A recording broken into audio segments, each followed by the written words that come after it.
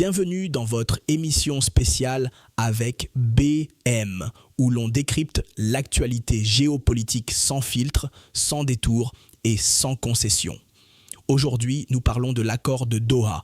Beaucoup de Congolais ont mal compris ce que cet accord représente vraiment. Certains parlent d'un retrait du M23, d'autres d'un partage de pouvoir.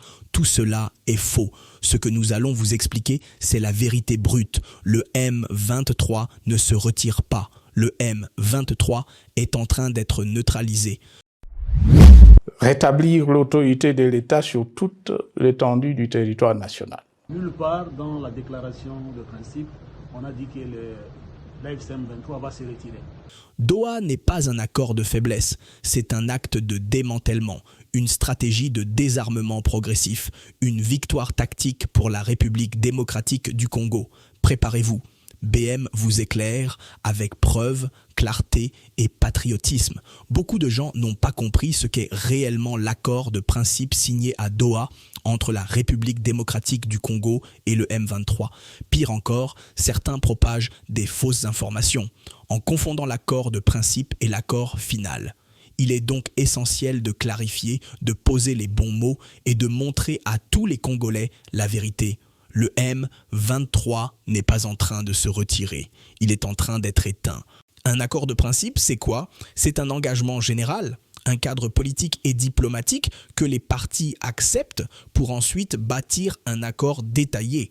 Il fixe la philosophie, les grandes lignes, le respect de la souveraineté, l'arrêt des hostilités, le rétablissement de l'autorité de l'État et la démobilisation.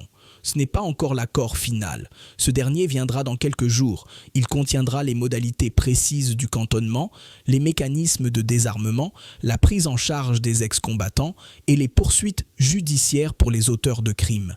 Mais ce qui est clair dès maintenant, c'est que le M23 n'a rien obtenu et leur avenir militaire est déjà scellé. Certains parlent de retrait, comme si le M23 allait faire ses valises, quitter les zones qu'il occupe pour revenir plus tard, comme ils l'ont toujours fait.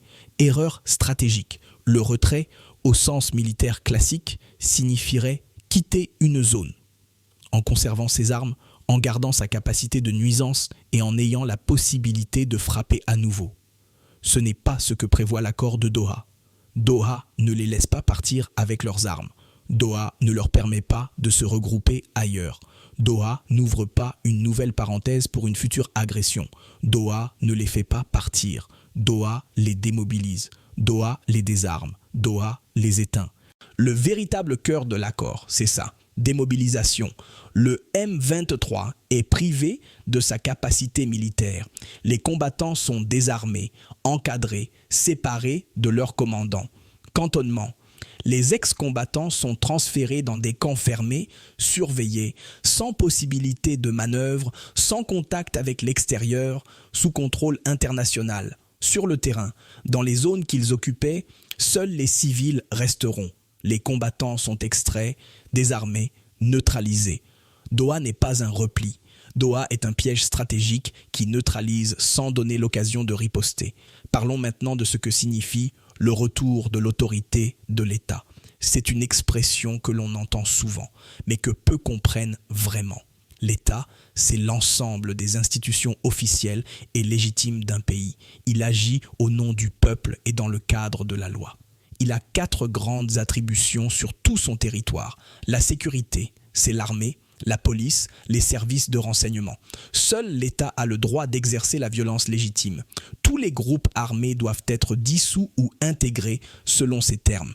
La justice, c'est le droit d'enquêter, de juger, de condamner. Ceux qui ont commis des crimes de guerre devront répondre de leurs actes. L'administration, c'est la gouvernance locale, les chefs de territoire, les fonctionnaires. L'État reprend le contrôle de chaque village, chaque école, chaque hôpital. La fiscalité et les ressources, l'État collecte les taxes, protège les mines, organise les concessions.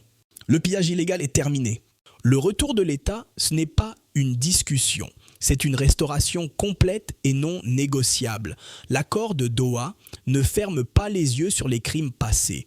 Au contraire, il prépare le terrain pour des poursuites ciblées. Certains ex-combattants seront jugés, d'autres éventuellement intégrés au cas par cas. Mais personne ne pourra imposer un retour à l'impunité.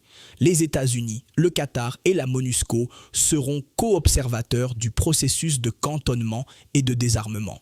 Il n'y aura pas de fuite, pas de triche, pas de manipulation possible. Doha n'est pas une faiblesse. Doha n'est pas une défaite. Doha n'est pas une porte ouverte au retour du M23.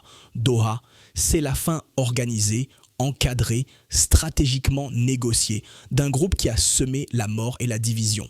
Doha, c'est le retour de la République. Doha, c'est la restauration d'un État fort, respecté, légitime. Ce n'est pas un retrait, c'est une extinction.